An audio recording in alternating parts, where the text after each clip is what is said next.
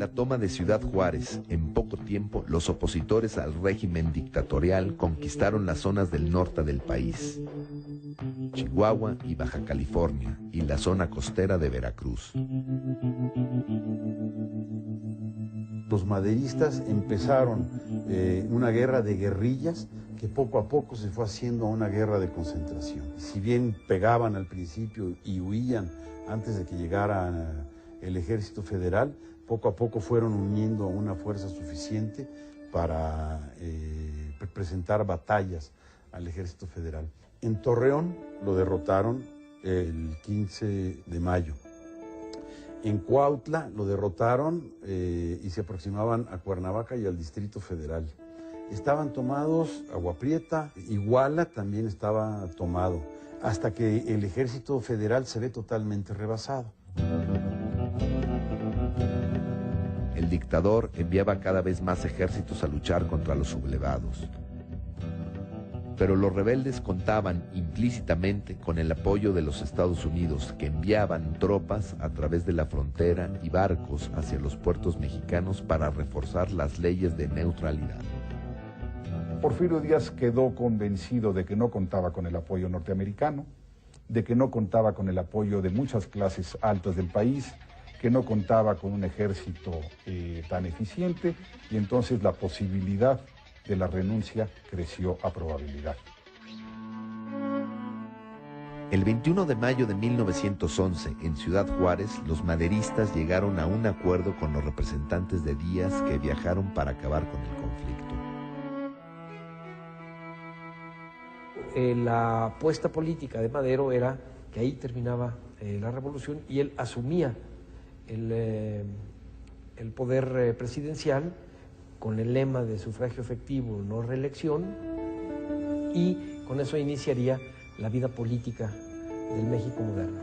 Para Madero lo peor que le podía ocurrir a México era otra revolución, porque una revolución, dice, siempre la hace alguien, y los revolucionarios siempre le cobran a la patria sus servicios muy caros. Entonces él no quería una revolución, sino luchar pacíficamente. El 25 de mayo de 1911, Díaz renuncia y se nombra a León de la Barra como presidente interino, en lo que él, se supone, pacificaba al país y llamaba a nuevas elecciones. Después de la firma del pacto y ante nuevos disturbios acaecidos en la Ciudad de México, Porfirio Díaz se embarcó hacia París, donde moriría 4 años después. El gobierno provisional de Francisco León de la Barra, según el pacto, duraría desde mayo hasta noviembre de 1911, momento donde convocaría elecciones generales y entregaría el poder. Como era un presidente interino, la ley le señalaba que tenía como tarea estabilizar políticamente al país nuevamente para llamar a elecciones. Pero además le hace algunas jugadas un poco extrañas. Madero va al estado de Morelos a entrevistarse con Zapata, quien no quería licenciar a sus tropas, y mientras están Zapata y Madero conferenciando, el León de la Barra envía a un grupo del Ejército Federal comandados por Victoriano Huerta a atacar a los zapatistas, esperando que Zapata se sintiera traicionado y fusilara a Madero. Y de este modo él resolvía el problema.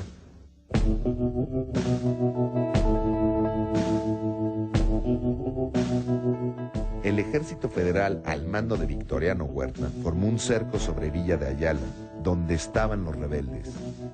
Ahí esperaron emboscados a que Zapata se rindiera y depusiera las armas como pedía Madero. El combate tuvo inicio a las 3 de la tarde y continuó hasta el anochecer, cuando Zapata pudo salir en retirada. De la Barra pues representaba al viejo régimen, logró que Zapata desconfiara de Madero, pero también hay que reconocer que actuó institucionalmente, organizó las elecciones en las que Madero arrasó y reconoció el triunfo de Madero y se sometió, digamos, a la legalidad y a la institucionalidad. En las primeras elecciones, luego del porfiriato, Madero prácticamente no tuvo oposición y fue elegido presidente por abrumadora mayoría, mientras que Pino Suárez resultó vicepresidente electo. El 6 de noviembre de 1911, Francisco Madero tomó posesión de la presidencia de la República. Una de sus primeras medidas fue decretar una ley por la cual el presidente, el vicepresidente y los gobernadores de los estados no podían ser reelectos. Las políticas, pues, de Madero, aún en contra de sus consejeros, son abrirse completamente a las libertades ciudadanas. Y es un gobierno muy criticado, es un gobierno que todo el tiempo impugnado, es un gobierno al que la caricatura política ataca. Y él los deja. Y eso le va causando muchos problemas desde el punto de vista simbólico, porque su investidura empieza a perder realmente el poder. El gobierno maderista sufrió el asedio de la prensa, la oposición legislativa y la permanente conspiración de los porfiristas, quienes, desde sus posiciones en el gobierno y con el poder económico, se oponían al presidente. Madero recibía por una parte los reclamos de los hacendados en contra de los campesinos, a quienes llamaban usurpadores. Por otro lado, también recibía las quejas de los campesinos encabezadas por los antiguos líderes de los ejércitos revolucionarios, especialmente por Emiliano Zapata, que pedían, ahora más que nunca, la autonomía local y los gobiernos de sus estados. Zapata estaba convencido de que si el presidente hubiera deseado, le hubiera devuelto a los pueblos las tierras que habían perdido a manos de las haciendas, de los hacendados. Sin embargo, Madero le dice a Zapata que esto tiene que esperar a pasar por un proceso legal. No puede ser de la noche a la mañana ni por un acto de autoridad justamente dictatorial, fuera de las leyes. Eso no era lo que Madero proponía. Bueno, Madero quería que Zapata entregara las armas. ¿Qué cambio estaba ofreciendo? ¿Qué cambio estaba realizando? Y entonces Zapata, ya con los suyos, se remontaron a las montañas del estado de Puebla y fue allí donde se elaboró el plan de Ayala.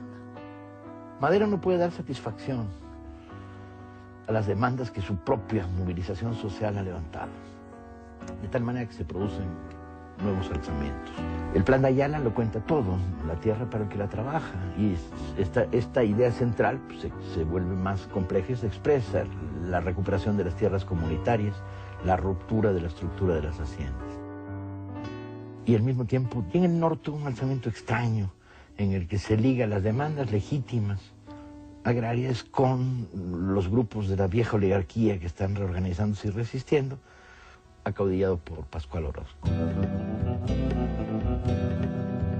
Hostigado por las fuerzas de Zapata en el sur y por Pascual Orozco en el norte, Madero se decidió a utilizar el último recurso que le quedaba, el Ejército Federal.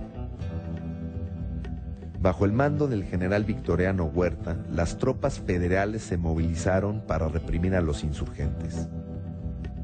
Sin embargo, el golpe de gracia para el gobierno maderista no provendría de los rebeldes que se negaban a deponer las armas, sino del propio Ejército Federal. En esta segunda fase de la contrarrevolución, un golpe militar en la Ciudad de México, protagonizado por los restos del ejército porfirista que no habían sido tocados por Madero, porque Madero lo que hace cuando toma el poder es negocia y deja al ejército como estaba, y se produce un cruento golpe de Estado en la Ciudad de México. Entre el 9 y el 18 de febrero de 1913 se produjeron en la Ciudad de México sangrientos combates que dejaron centenares de muertos. Estos episodios fueron conocidos por el nombre de Decena Trágica.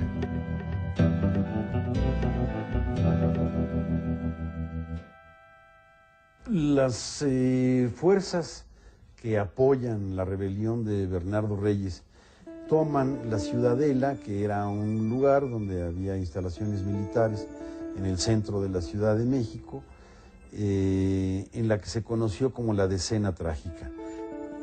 Madero trata de sitiarlos y le da el mando de las tropas de la ciudad al general Victoriano Huerta, pero este general, a través de la embajada americana, entra en componendas con los rebeldes y apresa al presidente Madero con una jugada política, lo obliga a su dimisión y por tanto en su renuncia él llega al poder y desde el punto de vista legal estaba todo aceptable, desde el punto de vista real fue un golpe de Estado. El presidente Madero y el vicepresidente Pino Suárez se encontraban detenidos esperando que Huerta decidiera qué hacer con ellos. En la noche del 22 de febrero de 1913, las tropas del ejército iniciaron el traslado de los prisioneros hacia la cárcel del Distrito Federal. En el camino, los mismos militares simularon un ataque y aprovecharon la ocasión para acribillar a Madero y a Suárez.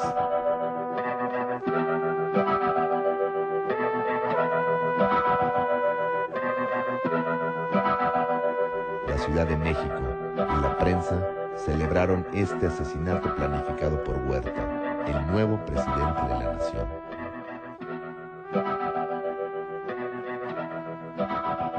A partir de esto surge una nueva experiencia revolucionaria, que es, se construye la dictadura de Huerta en la Ciudad de México y el viejo maderismo evolucionando va construyéndose todos contra Huerta. Ahora sí, la sangre corre de manera terrible.